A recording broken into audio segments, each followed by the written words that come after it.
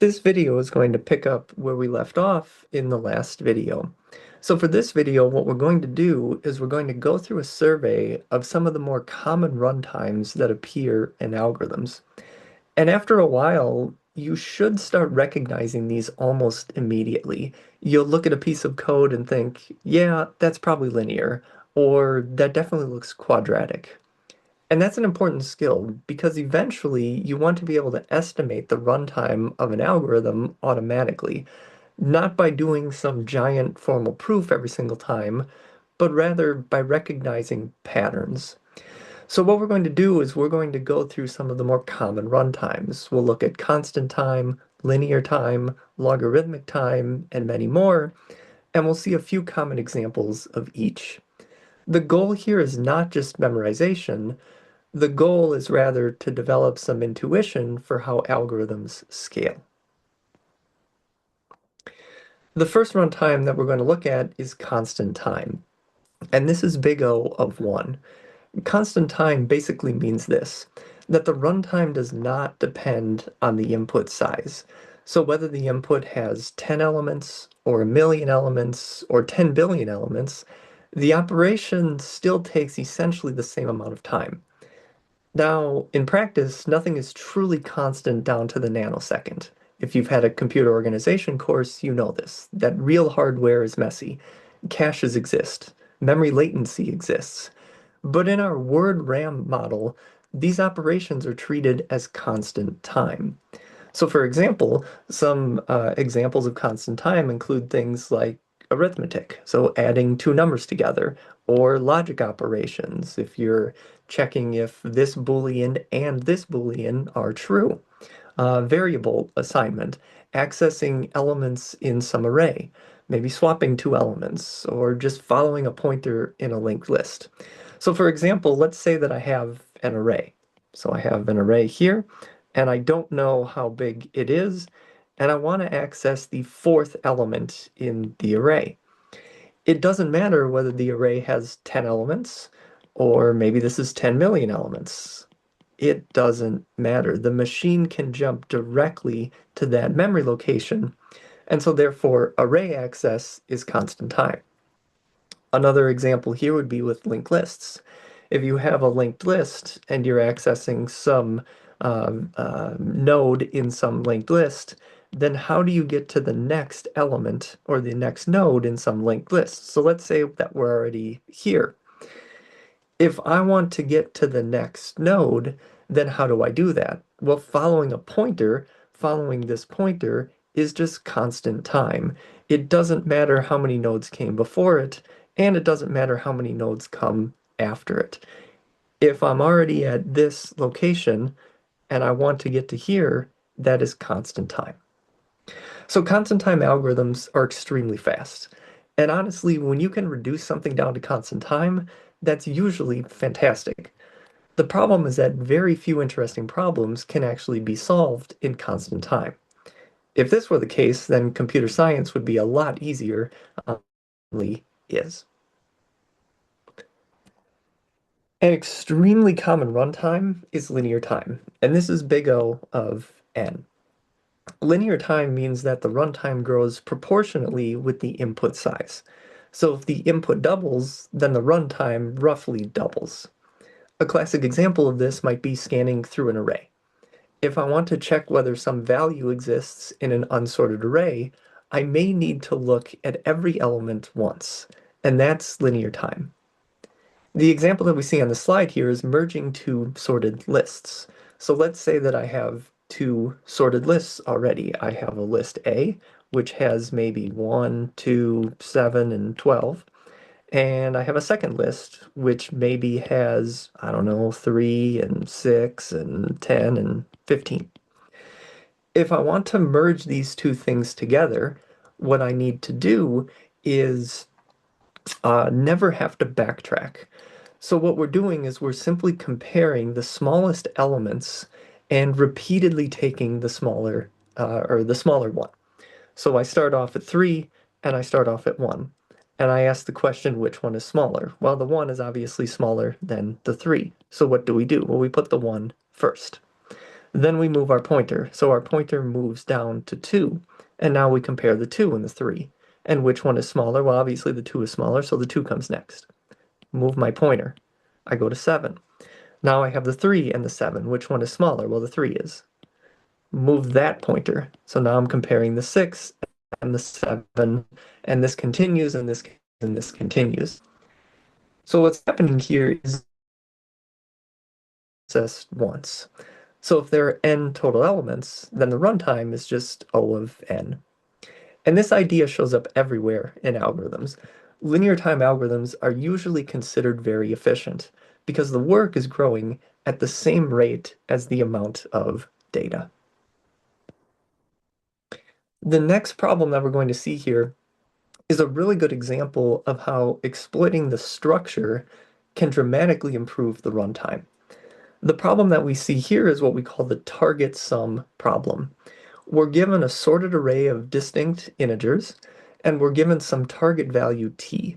And the question is this: do any two numbers in the array add up to exactly t?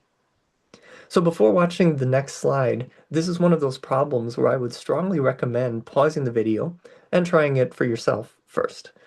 Because the brute force solution to this problem is fairly obvious, but a better solution that does it in linear time is much more interesting. So in the example that you see on the slide here, what we're trying to do is we're trying to determine whether two numbers sum to 60. And visually, it feels like there should be a smarter way of doing this instead of just checking every possible pair. And it turns out that there is. The brute force solution here is quadratic, and we'll talk about what quadratic means in a few minutes here. But what this is you just simply try every single pair. So that means big O of n squared possible combinations. And while this works, it completely ignores the fact that the array is already sorted. So what we're going to do is we're going to exploit this sorted order. And this is what we call a classic two-pointer technique. What we're going to do is we're going to maintain two indices, I, which starts at the beginning of the array, and j, which starts at the end of the array. And the invariant that we have is this, is that no element to the left of I or to the right of j can participate in a valid solution. And that's a key observation. So let's walk through this and see how this works. Initially, I equals 0. So I is pointing to here, and j is pointing to n minus 1, the last element in the array. What we do is we add these two values together. In this example, we have minus 20 plus 70, which equals 50. But we're trying to get 60. Our target here, t, is equal to 60. So what we have is we have a sum that is too small. Now the next thing that we have to think about is the important reasoning step. If the sum is too small, so our sum now is currently 50, the negative 20 plus 70, then how would we get to a solution? If we move j to the left, we'd only be making that sum smaller. So our sum is 50, and then our sum would be smaller than 50. And that would move us further away from the target. So that would be kind of a wasted step. The only reasonable thing that we want to do is we want to move I to the right. So this is what we do. We move I to the right. Now we try 10 plus 70. Well, 10 plus 70 equals 80, and now the sum is too large. So this time, since the sum is too large, do we want to move I to the right? If we move I to the right, our sum is only going to get bigger. Well, that's not going to be any closer to the target. So instead of moving I, in the next step, we're going to move j. So this time j goes down by 1, and we move it to the left. Because decreasing j might bring us closer to the target. And we continue this process. If the sum is too small, we move I up 1. If the sum is too large, we move j down 1. And if the sum equals the target, well, great, we're done. Okay, so let's finish this off and see what happens. Here we have I equals 10, or I, the value that I is pointing to is 10, and j's value is 60. Well, the sum is 70. 70 is greater than 60, and so therefore we need to get smaller. So how do we get smaller with our sum? Well, we move j. So j is now 40. I is 10, j is 40, so now our sum is 50. 50 is not the target, and so we need our sum to get bigger. So if we want our sum to get bigger, we move I. I moves up to 20. Now I is 20, j is 40, our sum is 60, and that's our target. So eventually we reach this. We reach 20 plus 40, which equals 60, and we succeed.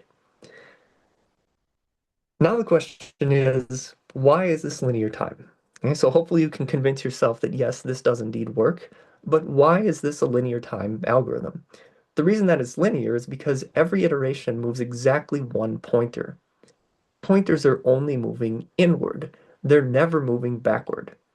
So in the entire execution of this algorithm, each pointer is going to move at most n times.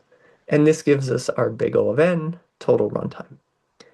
And this is a huge improvement over brute force. We went from quadratic time, n squared, down to linear time simply by exploiting the sorted order of this array. And this is going to be a recurring theme that we're going to see in algorithms, is that sorted data is incredibly powerful. Now we get to one of the more important algorithms in all of computer science, and that is binary search. So binary search runs in log n time. It's this logarithmic runtime. And logarithmic time algorithms are unbelievably fast.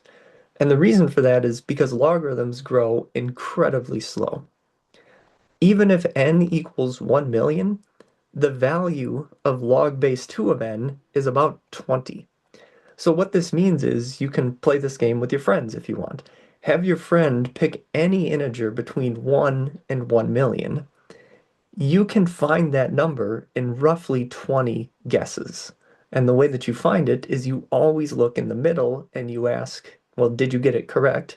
And if not, well, then which side do you go to? So if it's between 1 and a million, ask, is it 500,000? And they're probably going to say no. And it's probably going to be less than 500,000 because no one ever thinks of a number that's much larger than that.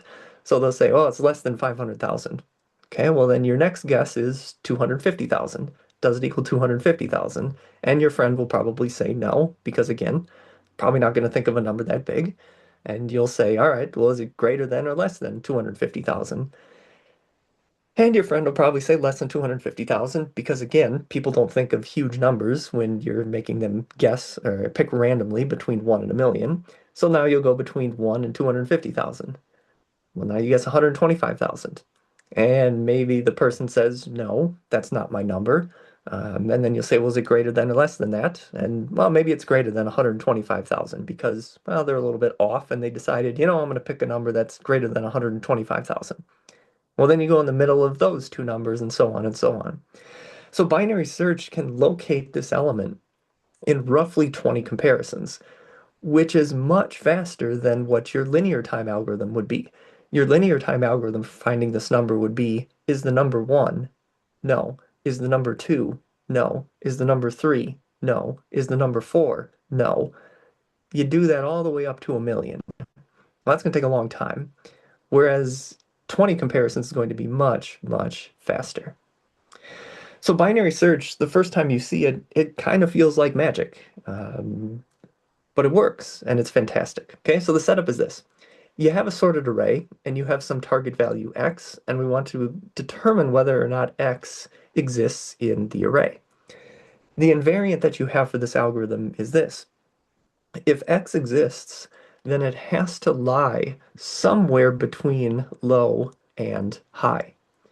Initially, low starts off at 0, and high starts off at n minus 1, and we repeatedly examine the middle element. If the middle element is too small, then we throw away the entire left half of the array. So here's our array. We're looking at this middle element. This middle element is y, and we're comparing it to x. X is our target. So element is too small. If y is too small for x, so let's say y was 10, and we were looking for 200, then what we can do is we can throw out the entire half of the array, the entire left half of the array. If the middle element is too large, well, then we can throw away the entire right half. And that's the key idea. The key idea is that every iteration cuts the remaining search space in half. So after one iteration, we've gone from n elements down to n over 2 elements that we need to consider. After two iterations, now it becomes n over 4. After three iterations, now it becomes n over 8.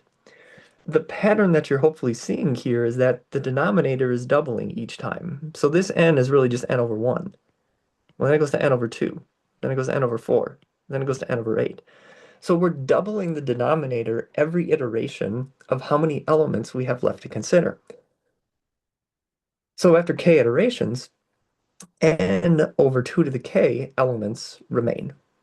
And in the worst case, this quantity is going to become 1. In other words, there's only one element left to consider. So the question then becomes, what is the runtime? Well, the runtime is going to be this. After each iteration, this is how many elements we have. And we want to know, when this equals 1, what is the value of k? So after the kth iteration, we're only going to have one element left.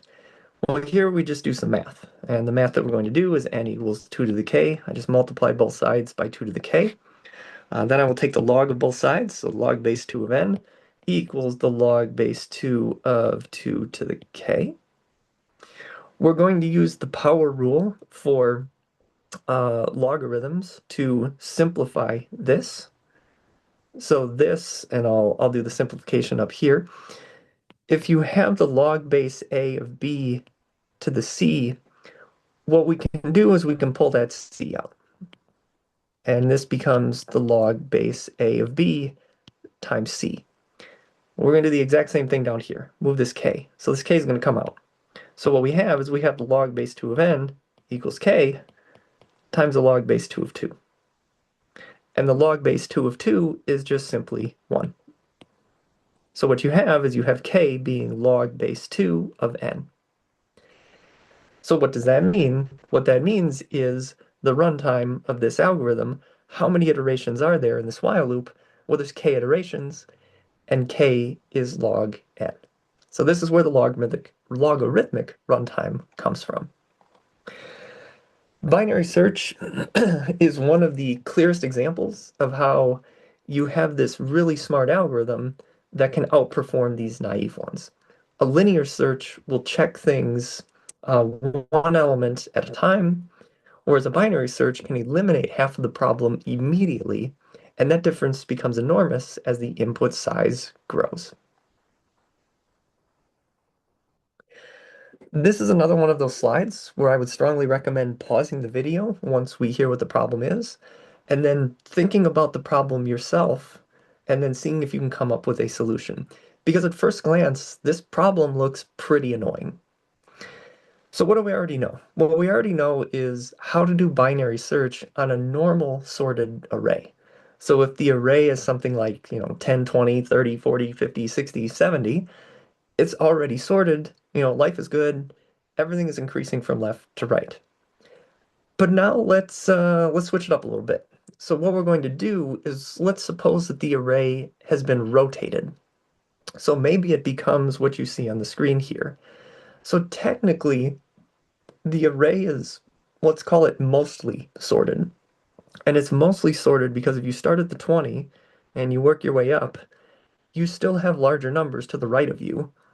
But then what happens is it just sort of circles around and you still have larger numbers.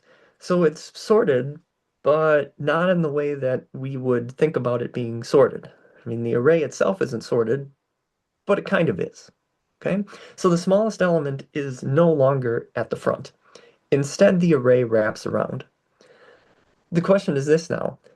Can we still search the array in logarithmic time? Does there exist a log n algorithm that will search this array for, say, the 60? The answer to that question is yes, but the trick is realizing something very important. There's exactly one place where the order, and the ordering breaks whenever we have the smallest element. So here we have order, we have 80, we have 85, we have 90, we have 95. Everything in the first four elements is sorted, but then all of a sudden, whoa, now it's not sorted anymore, now we have 20. But that's okay because the 20 is part of a second group of things that are sorted. So I have this sorted grouping to the left, and then I have 20, 30, 35, and so on and so on and so on, all the way up to 75. So what we have here is we have two sorted lists. How do we then know which lists to sort in, and how do we figure out where the 60 is? So what we're going to do is, instead of searching for the 60 immediately, the algorithm for this problem is first going to find the location of the smallest element. Because once we know where this pivot point is, once we know where this 20, the smallest element is, then the array splits into two perfectly sorted pieces. Once we have these sorted pieces, then we can use an ordinary binary search. And we can ask, is the 60 in here? Is the 60 in here? So the strategy becomes this. Find the index of the smallest element, split the array into two sorted regions, and then run binary search on the appropriate region. And the entire thing will still run in log n time. So the challenging part is going to be, how do we find that smallest element in logarithmic time? So let's talk about how we actually do that. How do we find the smallest element? So a trivial solution is just going to say, well, let's just search all the elements. All right, so look through all the elements and then find it in linear time. But then we lose our logarithmic runtime. So we don't want to do that. So how do we do this? How do we find the smallest element in log n time? This is the clever part. What we're going to do is we're going to maintain two indices. We're going to maintain a low and we're going to maintain a high. Initially, low is going to point to the first element in the array, and high is going to point to the last element. And this is the key observation that we have here. If the array at slot low is less than the array at slot high, then we're done. The subarray is already sorted. So return that 0th element. Return the element that's in the first slot. So we're done. Things are good. But what if the left side is larger than the right side? And that's what happened on the previous example. So on the previous slide, the 80 was larger than the 75.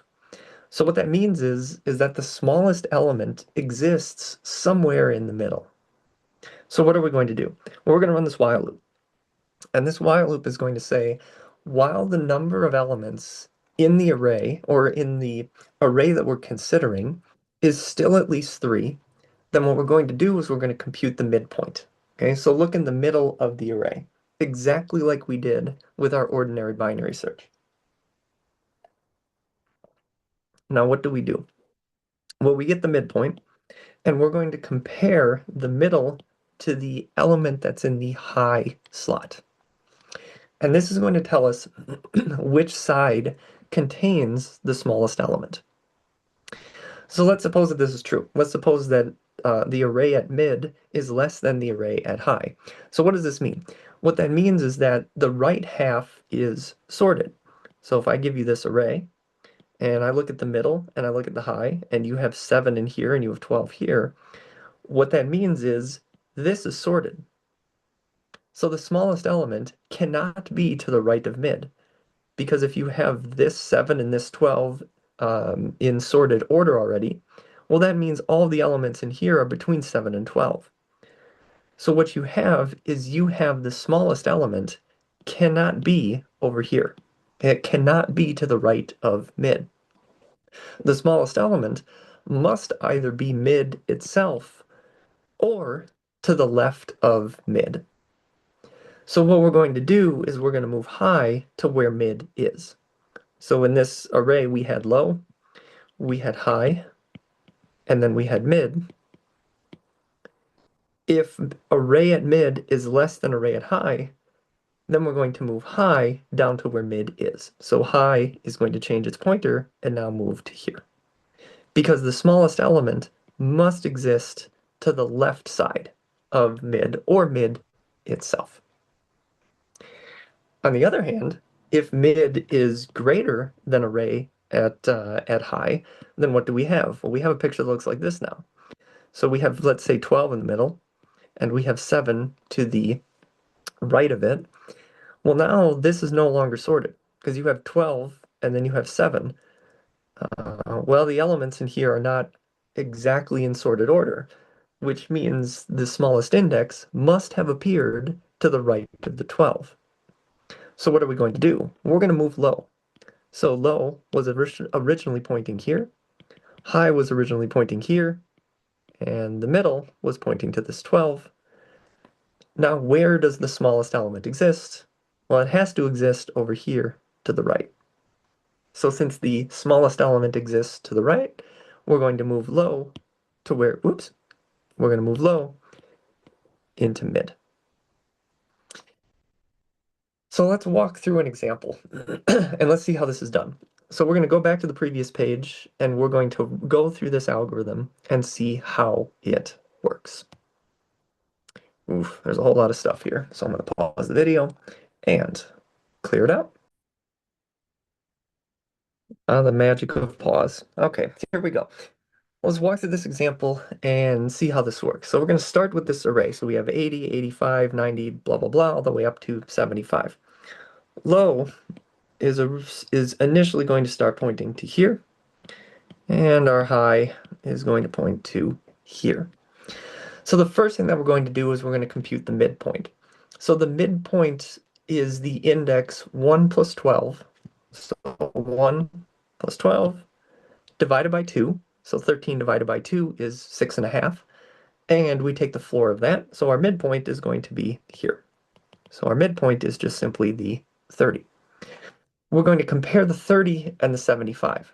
Since 30 is less than 75, that tells us that the right-hand side is already sorted. And if we look at this example, yeah, that's true. Everything to the right of 30 is sorted. So what that means is the smallest element must either be the 30 itself or somewhere to the left of the 30. What we're going to do is we're going to move high to where mid is. So high was pointing up to 75, not anymore. Now it's pointing to the 30. So now low is 1, high is 6, and the midpoint now is going to change. So the midpoint is now going to be 1 plus 6 divided by 2. So the 1 plus the 6 divided by 2. So 7 divided by 2 is 3.5. The floor of 3.5 is, of course, 3. So our midpoint is now the 90. Now we're going to compare the 90 and the 30. Since 90 is greater than 30, that means that the smallest element must be to the right of the 90. Which, if we look at this picture, yeah, that's true. The smallest element is to the right of the 90. So what we're going to do is we're going to move low to where mid is. Low used to be pointing to 80, but not anymore. Now it's pointing to the 90. Now we're searching in the 90, the 95, the 20, and the 30. So low is 3, high is 6. The midpoint is going to be 3 plus 6 divided by 2. Well, 3 plus 6 is 9. 9 divided by 2 is 4.5. You take the floor of that, you end up with 4. So the midpoint is now the 95. We compare 95 to 30, and again, 95 is greater than 30. So the smallest element must still be to the right of the 95. So we move low again. Low was pointing to 95 or 90, and now it is pointing to 95. Now we're looking at 95, 20, and 30. So this is the array that we're down to. Here low is 4, high is 6. The midpoint is now 5, which is 4 plus 6 divided by 2, and that contains the 20. Since the 20 is less than the 30, the smallest element must be the 20 itself or something to the left of it. So what we're going to do is we're going to move high to where mid is. So I forgot to change mid here, sorry. Mid is pointing to the 20. And we checked if 20 was less than 30, which it is. So the smallest element must be the 20 itself or something to the left of it. So we move high one more time. High ends up pointing to the 20. So in the end, what do we have? We only have 2 elements left. We have the 95 and the 20. So I know this page is a little bit of a mess right now, but the low is pointing to the 95. The high is pointing to the 20. At this point, there's only two elements left. And what the algorithm says on the next page is the smallest element is in the high index, which means the smallest element is right here. So the 20 is the smallest element in this array, and so we have found the index of the smallest element. What we can do now is we can partition our array into two pieces. We have our 80 up to 95 as one sorted subarray, and we have the 20 up to the 75 as another partition of our array that is sorted. One very subtle detail here is understanding why the smallest element ends up in the high position. So if we go to the next slide, you'll notice that we return high at the end instead of the low position. And this happens every time at the end of the algorithm, which may feel a little bit weird. This is not completely obvious the first time that you see this. And this is one of the places where when you're just reading through an algorithm, it's usually not enough. So it's not enough to just come to this algorithm, read through it, and say, oh, okay, I get it, I understand. What we really want to do is we really want to trace through it ourselves to make sure we understand how it works. So I'd strongly recommend that. I encourage you to take a few small rotated arrays and actually run the algorithm by hand and see, oh yeah, it really does work. When I return high, high will always have the smallest element inside of it. And one of the main reasons for that is, well, if the array is already sorted, well, then you're going to return slot 0.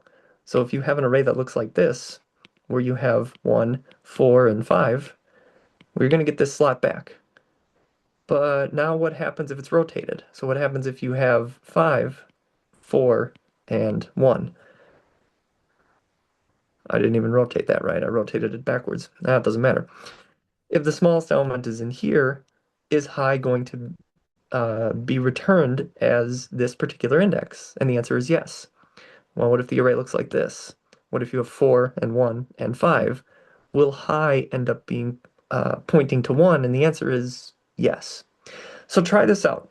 Try these cases where the smallest element is, either near the beginning, near the middle, or near the end, and then watch how these low and high pointers move. Eventually, you'll notice a pattern, is that high is always on the sort of sorted side that contains the minimum element.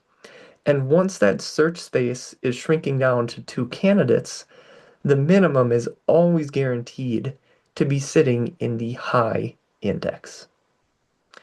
So this is a good example of how algorithm intuition often comes from experimenting with examples, and it's not just simply memorizing the code that you see here.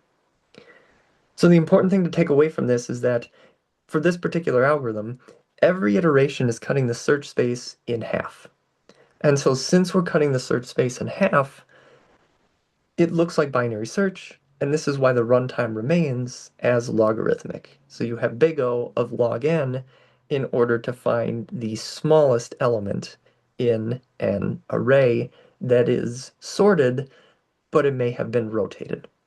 So even though the array looked broken at the beginning, it still contained just enough structure for us to use this, what we call divide and conquer method, to find the smallest element efficiently.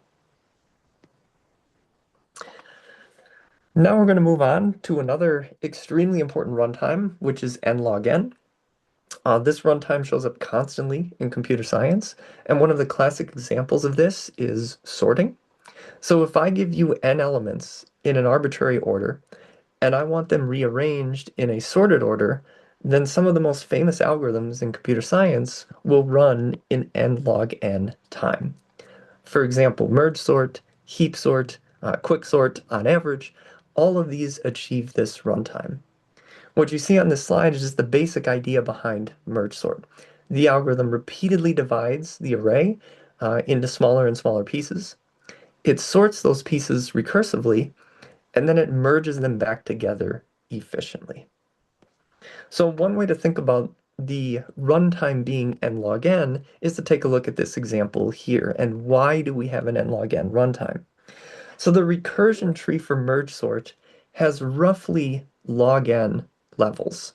So what does merge sort do? Well, merge sort takes the original array and it just splits it into two pieces. So it says, take everything on the left, send it over here. Take everything on the right and send it over here.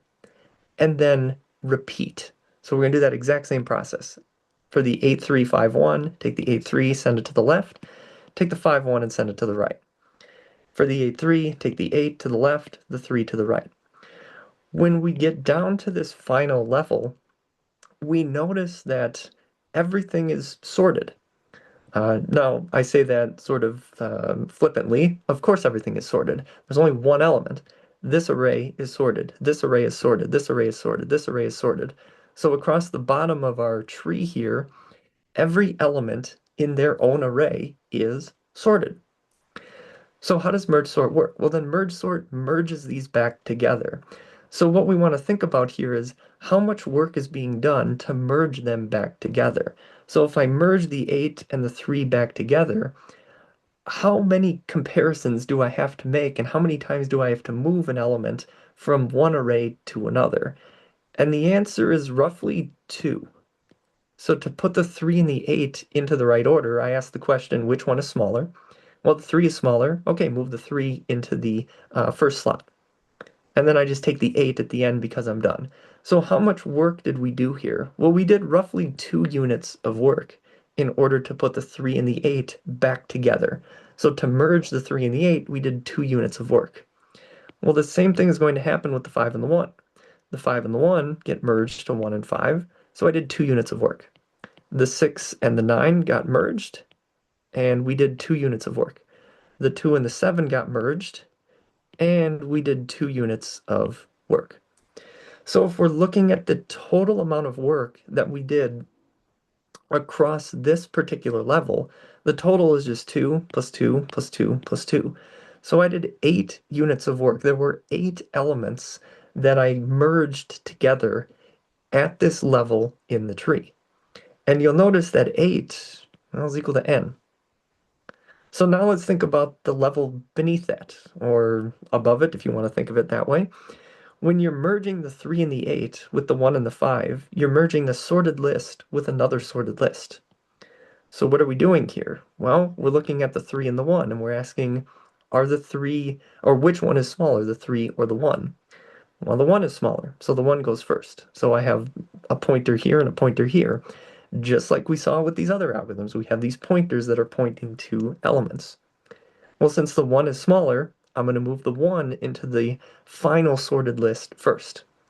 So that was one move that I had to make. Move my pointer. My pointer moves up to 5. Compare the 3 and the 5. Which one is bigger or which one is smaller? Well, 3 is smaller than 5, so 3 moves. So that's another move that I had to make. So if I'm keeping track of moves here, well, that's 2 moves I had to make. Now the 3, we're no longer pointing to the 3, we're pointing to the 8.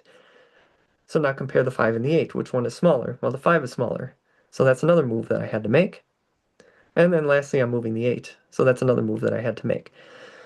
So how many moves did we have to make when we were merging them together? Well, the answer is 4. I made 4 moves. And how much work did I have to do in order to determine which element to move? Well, the amount of work that I had to do was just a constant amount of work. All I had to do was compare 2 elements and figure out which one was smaller. Once I knew which one was smaller, I moved the smaller one into the correct location in the final array. So I'm basically doing 4, we'll call it 4 units of work times some constant amount of work. I'm doing the exact same thing when I merge these two things together. So in order to merge these two things together, I have 2, 6, 7, and 9. And I'm doing 4 units of work. Again, roughly 4 units of work times some constant. How many times was I moving an element from this level down to this level? The answer is 4. And I did a constant amount of work in order to figure that out. So the interesting thing is, at that entire level, how much work did we do? Well, we did 4 plus 4. Well, that's interesting. We did 8, which is n. And I'll give you one guess as to how much work you think we're doing at this level. How much work are we doing here? How many elements are we moving from this level down to this level? Well, it turns out there's going to be 8 of them. So at every level, we're doing about n total work. And the question then is, well, how deep is this tree? When we start off at the top here and we work our way down to the bottom, how deep is this tree? Well, we're cutting it in half each time. So we start off at n, and then we go to n over 2, and then we go to n over 4, and then we go to n over 8. This is exactly what we saw with binary search. What is that k value when we're at each level and we have n over 2 to the k? Well, k is just log n. So since there are log n levels, and since we're doing n work at each level, we use the product rule to say, well, there's log n levels, and there is n work that's being done at each level, and so therefore our runtime is n log n. An important fact that we can take away from this that isn't on the slide and is a little bit of a tangent here is that comparison-based sorting algorithm. So what I mean by comparison is how did we know to put the 1 here? How did we know to put the 1 here? Well, we had to compare 2 elements. We compared the 1 and the 3. So any comparison-based sorting algorithm where you're doing some comparison between elements cannot do better than n log n in the worst case. And that's a lower bound that we'll see later on in this course.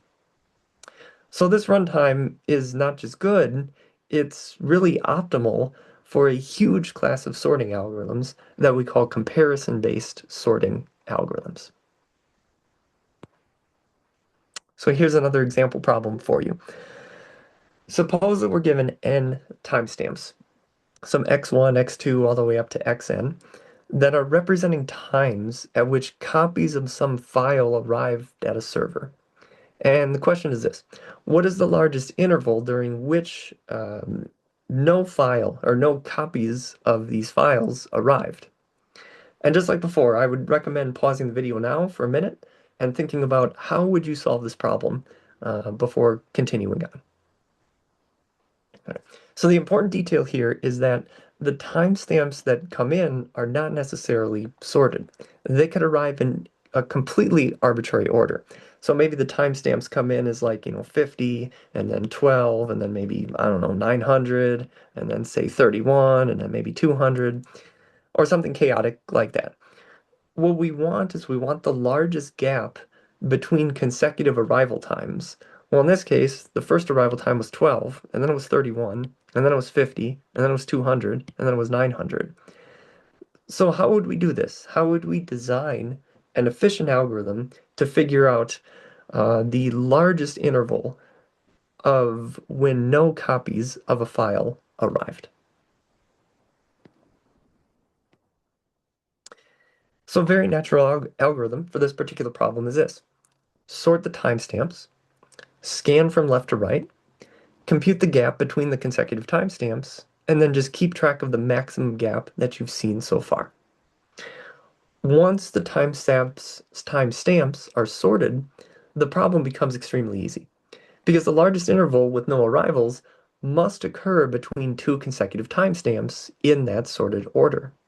So for example, let's say that the order came in a completely random order. And so I'll just pick some random numbers again here. So maybe it was like 40 and maybe an 8 and a 3 and an 11 and a 25, something like this. If these were the timestamps that came in, then how do we go about figuring out the largest empty interval? Well, step 1, sort the timestamps. So take these timestamps and sort them. So I'm going to put them in sorted order. So I will do 3, 8, 11, 25, and 40. The gaps that we have here then are simply going to be, this gap is 6, this gap was 14, and this gap was 15. So therefore our answer would be 15. Well, now let's take a look at the runtime of this particular algorithm. The sorting to go from here to here cost me n log n time. The left to right scan that we did was linear time. So in order to get these answers, it was just linear time. because all we did is we went from here to here and we asked what's the difference. And then we had this sliding window where we just moved from left to right. So our total runtime for our algorithm is going to be n log n plus n. And we can use the sum rule from the other set of notes that we had, which will simplify n plus n down to big O of n log n. And the reason for this is because the n log n term is going to dominate the runtime. So this is a very common theme in algorithms.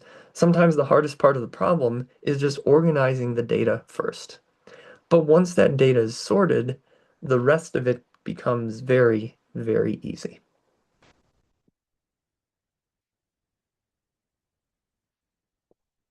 Now we'll move on to big O of n squared, which we're going to call quadratic time. So quadratic time is n squared. Quadratic algorithms usually appear when we're comparing every pair of things.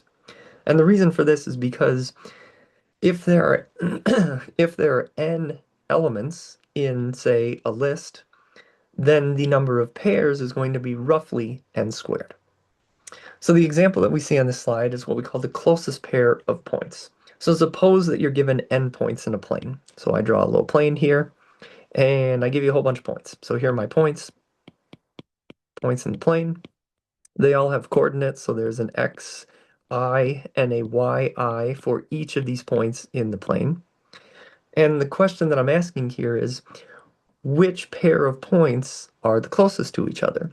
So we want to find the pair of points that has what we call the smallest Euclidean distance between them. A brute force solution for this is extremely simple. Just check them all. Check every pair of points and compute the distance between them. So check the distance between, say, this point and this point, and then check it between this one and this one, and this one, and this one, and this one. So we're checking every pair of points, and we're computing the distance between them, and we're going to keep the smallest one. Now, there are n total points, so how many pairs do you have? Well, you have n times n minus 1 over 2 pairs. And if we look at that in terms of big O, what we have is n squared pairs. And so therefore are roughly n squared pairs. So our runtime becomes big O of n squared. What's interesting about this problem is that the first time you see this problem, you often assume, well, surely you have to check them all, right? You have to check all pairs of points. But surprisingly, that's actually not true. There are algorithms that can solve this problem faster than quadratic time, and they use something called the divide and conquer technique, which we're going to see later in the semester. So we're not going to develop that particular divide and conquer algorithm right now, but it's an important lesson in algorithm design, is that brute force often looks unavoidable until we have some clever insight into the problem, and then we find a better idea. So we realize that there is some structure here that we can exploit to find something better that's n squared. So find something better than that, then that's just simply check this distance, then check this distance, then check this distance, this distance, this distance, this distance, this distance. And then when we're done with that point, we'll then go on to the next point and check its distance between all of the other points. We can do better than that, and we will see how to do that eventually. The next runtime that we have here is what we call cubic time. So this is big O of n to the third, so cubic time, big O of n to the third. Cubic runtimes often appear when we're checking all triples instead of all pairs. And the classic example that we have here is what we call the three-sum problem. So with this three-sum problem, we're given n distinct integers, and we want to determine whether there exists three of those numbers that sum up to exactly 0. The brute force algorithm for this is very straightforward. Enumerate every triple. So I just have 3 for loops here, 3 nested loops that will check every single triple. And if any of them summed up together all equal 0, then we're done. We have our answer. So the runtime of this is cubic. We use the product rule for this because this takes n, and this takes n. So we have an n cubed runtime. Just like the closest pair problem that we saw in the previous slide, it may initially feel like cubic time is unavoidable here, but surprisingly it's not. There's actually an n squared algorithm that's not that hard to see.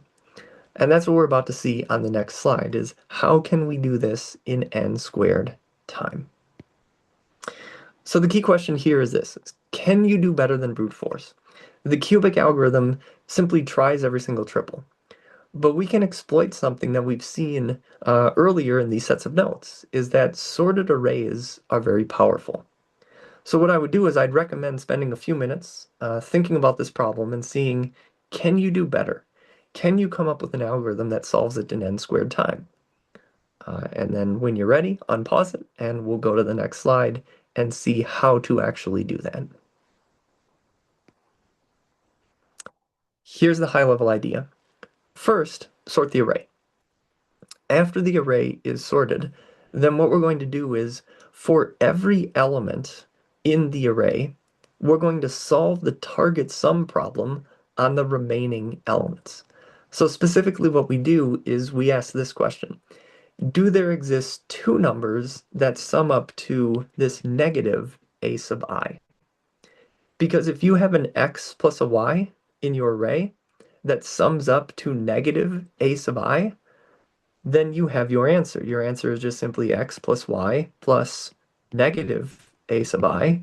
And if that equals 0, then you're done. That's exactly what we want. Now, here's the important runtime analysis that we have here. We already know that target sum can be solved in n time, using that two-pointer technique that we saw earlier in this video. And we do that once for every element in the array. So the total runtime becomes n times n, which gives us n squared, right? N because we have n elements in the array, and we're checking all elements. So for each integer in the array, so we're doing that for all n elements. And for all n elements, we're solving the target sum problem on the the remaining elements, and we want to know, do any of those pairs sum up to negative a sub I? Well, that's n work. So each element is doing n work. There are n elements, and so that gives us our n squared runtime, which is a dramatic improvement from the cubic runtime. So we've gone from cubic n cubed down to n squared by simply combining sorting, a couple of pointers, and this nice, clever reduction to target sum.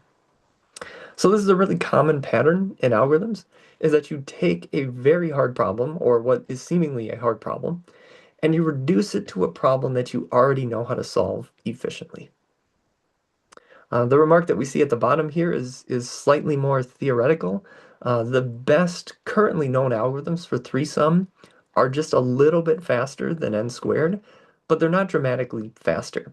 The best bounds involve some fairly complicated logarithmic improvements, something like n squared divided by log n divided by log n, which is, not exactly the runtime you're going to be discussing with friends, at the next party that you're at.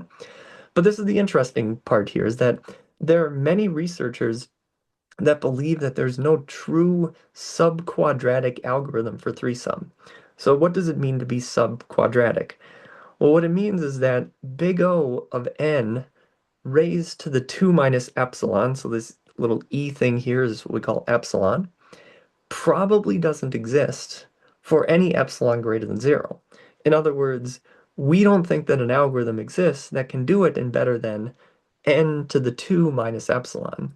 So what that means is we don't think that there's an n to the 1.999 algorithm to solve this problem, or even n to the, say, 1.5, or something that is asymptotically better than quadratic time. Now, importantly, this has not been proven. This is just a conjecture. This is just our best guess. We don't know whether or not this is true, but it's an extremely influential conjecture in theoretical computer science. There are many hardness results in computational geometry and some complexity that are based on the assumption that three-sum probably requires quadratic time. So even though this problem looks very simple, it actually surprisingly sits close to many of these research questions that we have in the algorithms world. The last few slides that we're going to see here are going to introduce us to one of the big distinctions in theoretical computer science, and the distinction is this: it's polynomial time versus exponential time. In this slide and in the next couple of slides, we're just going to hit the highlights. Later in this course, when we start talking about computational intractability, NP completeness, this distinction will be absolutely central to what we're talking about. So first, let's just get the highlights here. What does it mean to be polynomial time? So a polynomial time algorithm has a runtime that's bounded by big O of n to the k for some constant k that is greater than 0. So some examples would include n, or n squared, or n to the 5th power, or n to the 100th power. Now, obviously, n to the 100th power would be horrifically slow in practice. So polynomial time does not automatically mean fast. But in the theoretical computer science world, polynomial time is generally viewed as efficient, or what we call tractable. The example that we see on this slide is this problem. So let's say that you're given a graph. So you have a whole bunch of nodes, and you have a whole bunch of edges that are connecting those nodes. What we want to do is we want to determine whether the graph contains an independent set of size k. If you've not seen independent set before, an independent set is this. It's a collection of vertices where no two vertices share an edge. So if two vertices are connected by an edge, then they cannot belong to the same independent set. So we have these two vertices here that are connected by an edge, and only one of them is in the independent set. They both cannot be in the independent set, hence the phrase independent set. There's some independence here. So the important detail here, and the very important detail here, is that we are looking for an independent set of size k, and k is a constant. So we are treating k as a constant in this problem. That changes everything about this problem in terms of whether or not we can solve it in polynomial time. So what the brute force algorithm is going to do here is it's simply going to enumerate all subsets of size k. So for each subset S of the k nodes, check whether or not it's an independent set. And if it's an independent set, well then we're done. We found it. If not, give me another subset of size k. So the number of subsets of size k, when you have n vertices, is just n choose k. So you have n choose k subsets to pick from. And we have a whole bunch of math here to show that n choose k is upper bounded by n to the k divided by k factorial. So asymptotically, this behaves as big O of n to the k. And we're just going to throw out this k factorial at the bottom. So this is how many subsets that we have. We have roughly n to the k of them. Checking whether or not some candidate subset is an independent set is going to cost us k squared time, because we may have to check every pair of vertices in that subset. But since k is a constant, that factor is going to get absorbed into the constant that's hidden by our big O notation. So our runtime here is really, at the bottom, it's really k squared, which is the amount of time that it takes to check the independent set, times this, n to the k, divided by k factorial, which is just how many subsets there are. But the k, since it's a constant, since k is a constant, k squared disappears. And when we're dividing by k factorial, that also disappears, because again, k is a constant. So therefore, what we end up with is we end up with big O of n to the k. So the overall runtime is polynomial in n because its runtime is just n to the k. And this slide is illustrating something very important here, is that problems can be very, very hard, but they can be manageable once you have certain parameters that become fixed constants. So in this case, when we're just looking for an independent set of size k, where k is a constant, this problem becomes relatively easy to solve. All right, and when I say easy, I'm not saying fast, I'm just saying polynomial. It is tractable, it is efficient, not necessarily fast. So this idea shows up everywhere in sort of the algorithms world. Now we're going to contrast polynomial time with exponential time. An exponential runtime has a runtime that looks like this. It is some c to the nth power where c is greater than 1. An exponential time algorithm has this runtime, or what we see here, big O of 2 raised to the n, raised to the k for some constant k greater than 0. Examples of this would be like 2 to the n, or 3 to the n, or 1.1 to the n. All of these things would be exponential runtime. Exponential growth is enormous unbelievably quickly. So for example, let's say n equals 10, and our runtime is 2 to the n. Well, if our runtime is 10, 2 to the 10 is, 1024. Well, that's manageable. That's not that bad. But what if n is 100? Well, if n is 100, 2 to the 100 equals, I don't know, something very, very large, right? It's this astronomically large number. I don't know what it is. So exponential time algorithms are often impractical even for moderately sized inputs. If you only have 100 nodes in your tree or in your graph, running a 2 to the n algorithm will just be impractical, and it's not going to be possible. So notice the subtle difference between this slide and what we had on the previous one. In the previous slide, we asked the question, does there exist an independent set of size k? We gave it a very specific value to look for, and we said, find me an independent set of size k. K is a constant, k is fixed. Now what we're doing is we're asking something that's much, much harder. Now we're saying, find me the independent set of max size. Give me the largest possible independent set that exists for some graph. So suddenly, we're no longer restricting ourselves to subsets of some fixed constant size. We may need to consider subsets of every possible size. And how many subsets does an n-sized graph have?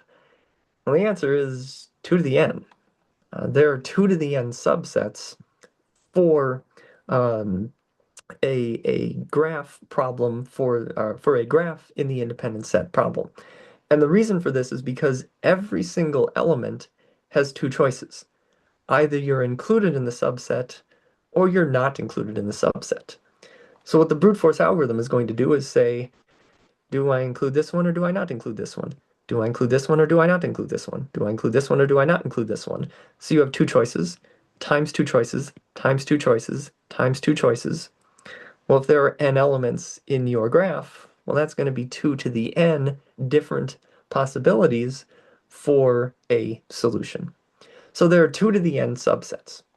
For every subset, so this is 2 to the n, and that's where we get our runtime here of 2 to the n. For every subset, we need to check whether or not that subset forms an independent set. And checking whether a subset forms an independent set requires examining pairs of vertices. And when we're examining pairs of vertices, that's going to take roughly n squared time in the worst case. So the total runtime ends up being n squared times 2 to the n. So checking whether or not it is an independent set is going to cost us n squared for every subset that we have. And this page illustrates one of the major themes in theoretical computer science, is that optimization problems are often harder than our decision problems. Now, when we talk about intractability, you can come back and yell at me for that statement, but that's fine. I'll stand by it for now. Finding the best possible answer, finding this thing of max size is more difficult than a decision problem where you can fix the constant. So if I can fix my k, my problem becomes easier. If I can't fix my k and I just have to check every single subset, the problem becomes difficult. So instead of just asking, does a solution exist of size k, now the problem gets more difficult in what is the best possible solution? We'll look at one more problem here. So another famous exponential time problem is the traveling salesperson problem, which is usually abbreviated as TSP. And the version that's shown here is what we call the Euclidean traveling salesperson problem, or Euclidean TSP. So you're given n points in a plane, and we want to find the shortest possible tour that visits every point exactly once and is going to return back to the starting point. So this models all kinds of real-world optimization problems. So for example, package delivery. Think about what companies have to do when they're delivering packages to different addresses. Well, they want to minimize the amount of distance that their driver has to drive. And so how do we figure out which address to go to first and which one to go to second and third and fourth? So minimizing the amount of driving or time or cost for package delivery is exactly the TSP problem. Mail routing, what does the post office have to do? Well, how does it deliver mail? And how does it do it most efficiently? Airline scheduling, manufacturing paths. There are many, many real-world problems that can be mapped to this TSP problem. Now, the brute force solution to this problem is actually really simple. All right, it's conceptually very, very easy. Just try every single possibility, right? Try every possible ordering of our addresses or our cities or whatever we're trying to find our answer to. How many different orderings are there? Well, it turns out there's a lot. So let's say that this is our instance. We have our instance to the right here. Where do you want to start first? Well, if there are n different, let's call these things cities, and we want to go from city to city with the minimum tour, right? Finding a tour that has the minimum length. How many choices do we have for our first city? Well, we have n of them. There are n cities, and so I have n different choices of where do I start. So maybe I start here. So there's n choices right away. Where do I go to next? So which city do I want to go to next? Well, I could go to this one, or this one, or this one, or this one, or this one, or this one, or this one, dot, dot, dot. How many different options do I have? Well, it turns out I have n minus 1 options. So there's n minus 1 options to go to second. Well, then where do I go to third? Well, if I have 2 cities thrown away, then how many different cities do I have remaining? Well, I have n minus 2. And now where do I go to fourth? Well, I have n minus 3. And this continues. So what do we have here? Well, we have is n factorial different permutations for how to make my way through this graph. So that's where our n factorial comes in for our runtime. There are n factorial permutations of this graph, which is the number of tours that we potentially have for our optimal solution. For each permutation, so each permutation, there are n factorial of these permutations. For each permutation, computing that tour is going to cost us n. So the total runtime becomes n times n factorial. And factorial growth is even worse than exponential growth. I mean, I talked about how exponential growth here was terrible, where you had some 2 to the n. Well, this is even worse because now it's n factorial. I mean, that is even worse than exponential growth. This one becomes completely infeasible even faster than what we saw on the previous page. So for example, let's say you have 20 cities. If you have 20 cities, well, that's 20 factorial. 20 factorial is 2 point something times, I think, 10 to the 18th. Right? So that is completely infeasible. We would not be able to solve that in a reasonable amount of time. So even though the brute force algorithm is mathematically correct, it's computationally hopeless if we have very large instances. If the post office is delivering 100 packages a day, well, 100 factorial is quite a large number. So these types of problems, the TSP problem, has motivated tons of research into these different areas of, well, if this is an intractable problem, if this is something that we just can't solve in a reasonable amount of time, then how do we solve these problems? Because clearly mail gets delivered every day, packages are sent to your home, every day or every week. Well, how do we solve these problems? I mean, clearly someone has to solve them. Well, we use these things called approximation algorithms. Let's just get close to the right answer. And heuristics and branch and bound and dynamic programming and complexity theory itself. So TSP and its related problems have motivated just decades of research into these areas of, well, we know we probably aren't going to be able to get the optimal solution in a reasonable amount of time. So how can we get close? How can we get close to an optimal solution? So let's finish with a very small yeah, sort of notation question that we have here. And we want to know which of the following is an equivalent definition of exponential time. So we have 2 to the n, we have 2 to the cn, where c is some constant, we have both, and we have neither. Well, A is pretty trivially true. If k equals 1, I mean, this is our definition from 2 slides ago. From 2 slides ago, we said it's exponential time if it was n 2 to the n to the k, where k is some constant. Well, if k is 1, well, then there, we're done. All right, we have our answer. The answer actually for this problem, though, is C. And the reason that it's C is both A and B are true, and here's why. So let's suppose that we do have 2 to the Cn, where C is some positive constant, as described on the slide here. We can use some math, so we can use the exponent rules to say this, that 2 times Cn is really just equal to this. It's 2 to the C to the n. But 2 to the C, because C is a constant, is just itself another constant. So what you have now is you have this thing that is going to be some constant raised to the nth power, which is exactly what exponential growth means. So for example, let's say C is 3.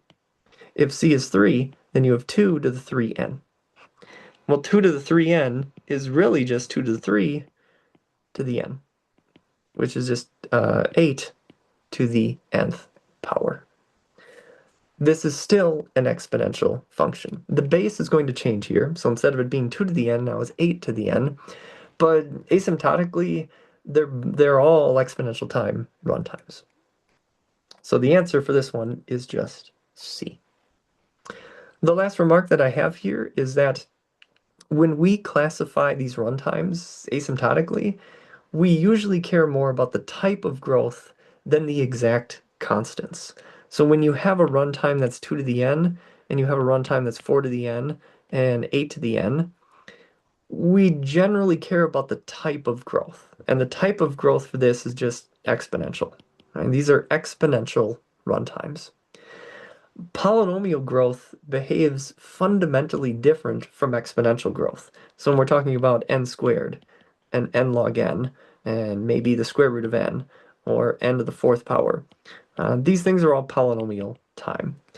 And the growth rate of polynomial time versus exponential time, there's just a fundamental difference between these two. And this distinction is going to be one of the important ideas that we're going to see in our complexity theory that we're going to touch on a little bit at the end of the semester.